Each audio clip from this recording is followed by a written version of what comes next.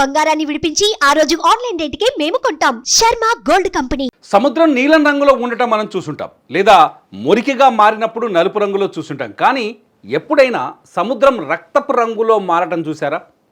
అలలు నెత్తుటిని మోసుకొస్తున్నట్టు ఎగిసి పడటం చూసారా?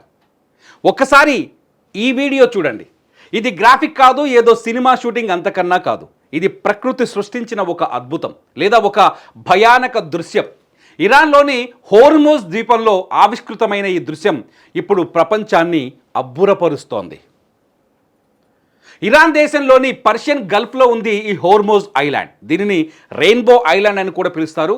సాధారణంగా ఇక్కడ బీచ్లు అందంగా రంగురంగుల మట్టితో ఉంటాయి. కానీ ఎప్పుడైతే ఆకాశానికి చిల్లులు పడినట్టు భారీ వర్షం కురుస్తుందో అప్పుడు సీన్ మొత్తం మారిపోతుంది. కొండల మీద నుంచి జాలువారే వర్షపు నీరు సాధారణ నీరులా కాకుండా రక్తం ప్రవహిస్తున్నట్టు ఎర్రగా మారిపోతుంది. ఆ నీరు సముద్రంలో కలవగానే సముద్రం కూడా తన రంగు మార్చుకొని ఎర్రటి అలలతో ఉగ్రరూపం దాల్చుతుంది. పర్యాటకులు ఈ దృశ్యాన్ని చూసి బ్లడ్ రైన్ అని, దేవుడి ఆగ్రహం అని భయపడిపోతూ ఉంటారు. కానీ భయపడాల్సిన పని లేదు. దీని వెనుక ఒక ఆసక్తికరమైన సైన్స్ ఉంది.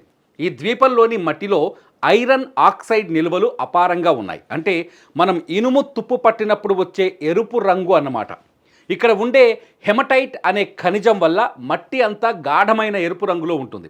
వర్షం పడినప్పుడు ఈ మట్టి నీటితో కరిగి ఇలా ఎర్రటి ప్రవాహంగా మారుతుంది. ఆశ్చర్యకరమైన విషయం ఏంటంటే స్థానికులు ఈ మట్టిని గెలాక్ అని పిలుస్తూ ఉంటారు. దీన్ని లిప్స్టిక్ల తయారీలోనూ చివరికి వంటల్లో సాస్ లాగా కూడా తింటారు. అంటే ఈ ఎర్రనీరు విషం కాదు, అది కేవలం మట్టి రంగు మాత్రమే అన్నమాట. ప్రకృతి తన గర్భంలో ఎన్నో వింతలను దాచుకుందో చెప్పడానికి ఇదొక ఉదాహరణ. చూడడానికి భయంగా అనిపించినా వర్షం తగ్గిన తర్వాత ఈ బీచ్ ఒక స్వర్గంలా కనిపిస్తుంది.